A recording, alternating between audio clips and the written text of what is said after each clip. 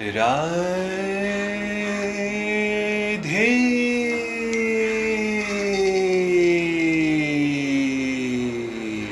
राधे।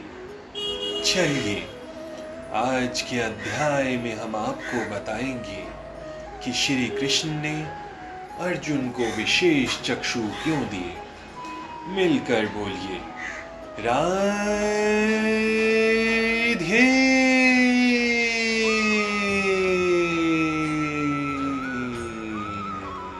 राधे।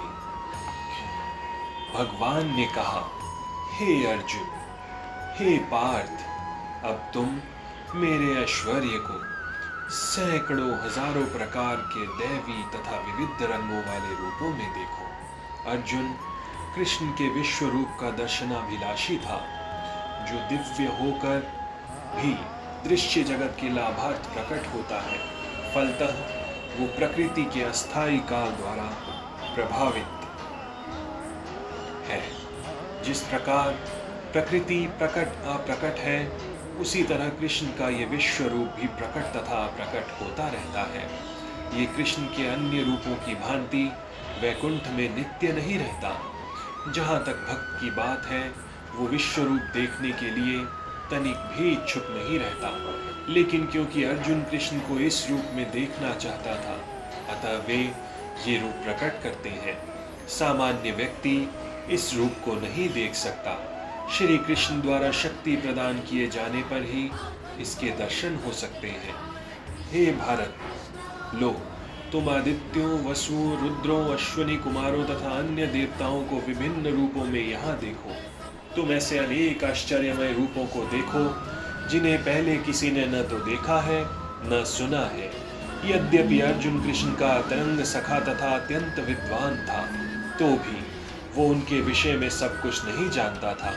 यहाँ पर कहा गया है कि इन समस्त रूपों को न तो मनुष्य ने पूर्व देखा और न सुना। अब कृष्ण इन आश्चर्यमय रूपों को प्रकट कर रहे हैं। अर्जुन, तुम जो भी देखना चाहो, उसे तत्क्षण मेरे शरीर में देखो। तुम इस समय तथा भविष्य में जो भी देखना चाहते हो, उसको ये विश्व रूप दिखाने वाला है। यहाँ एक ही स्थान पर चर तथा अचर सब कुछ है।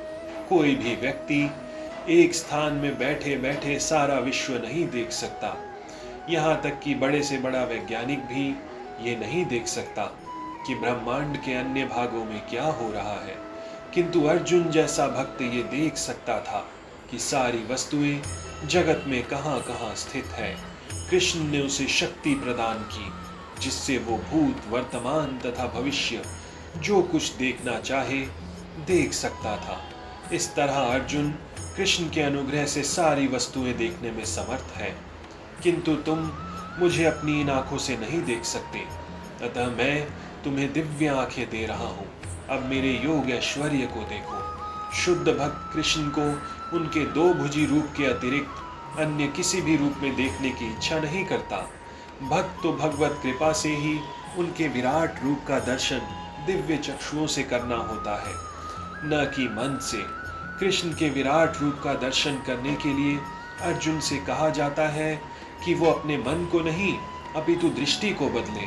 कृष्ण का ये विराट रूप कोई महत्वपूर्ण नहीं है, ये बाद के श्लोकों से पता चल जाएगा। फिर भी क्योंकि अर्जुन इसका दर्शन करना चाहता था, अतः भगवान ने उसे इस विराट रूप को देखने के लिए विशिष्ट दृष्टि प्रदान की। जो भक्त कृष्ण के साथ दिव्य संबंध से बंधे हैं, वे उनके ऐश्वर्यों के ईश्वर विहीन प्रदर्शनों से नहीं, अपितु उनके प्रेममय स्वरूपों से आकृष्ट होते हैं। कृष्ण के बाल संगी, कृष्ण के सखा तथा कृष्ण के माता पिता ये कभी नहीं चाहते कि कृष्ण उन्हें अपने ऐश्वर्यों का प्रदर्शन कराए। वे तो शुद्ध प्रेम में इतने निमग्न रहते हैं कि उन्हें पता ही नहीं चलता कि कृष्ण भगवान है। वे प्रेम के आदान प्रदान में इतने विभोर रहते हैं कि वे भूल जाते हैं कि श्री कृष्ण परमेश्वर है। श्रीमद् भागवत में कहा गया है कि कृष्ण के साथ खेलने वाले बालक अत्यंत पवित्र आत्माएं हैं, और कृष्ण के साथ इस प्रकार खेलने का अवसर उन्हें अनेकानेक जन्मों के बाद प्राप्त हुआ है। ऐसे बालक ये नहीं जानते कि कृष्ण भगवान है, वे उन्हें अपना निजी मित्र मानते हैं। अतः शुकदेव गोस्वामी कहते हैं ये वो परम पुरुष है जिसे ऋषिगण निर्विशेष ब्रह्म करके मानते हैं, भक्तगण भगवान मानते हैं और सामान्य जन प्रकृति से उत्पन्न हुआ मानते हैं। ये बालक जिन्होंने अपने पूर्व जन्मों में अनेक पुण्य किए होते हैं, अब उसी भगवान के साथ खेल रहे हैं। तथ्य तो ये है कि भक्त विश्व रूप को देखने का इच्छुक नहीं रहता, किंतु अर्जुन कृष्ण के कथनों की पुष्टि करने के लिए विश्व रूप का दर्शन करना चाहता था, जिससे भविष्य में लोग ये समझ सके कि कृष्ण न केवल सैद्धांतिक या दार्शनिक रूप से अर्जुन के समक्ष प्रकट हुए, अपितु साक्षात रूप में प्रकट हुए। अर्जुन को इसकी पुष्टि करनी थी, क्योंकि अर्जुन से ही परंपरा पद्धति प्रारंभ होती है। जो लोग वास्तव में भगवान को समझना चाहते हैं और अर्जुन के पद चिन्हों का अनुसरण करना चाहते हैं, उन्हें ये जान लेना चाहिए कि कृष्ण न केवल सैद्धांतिक रूप में अपितु वास्तव में अर्जुन के समक्ष परमेश्वर के रूप में प्रकट हुए।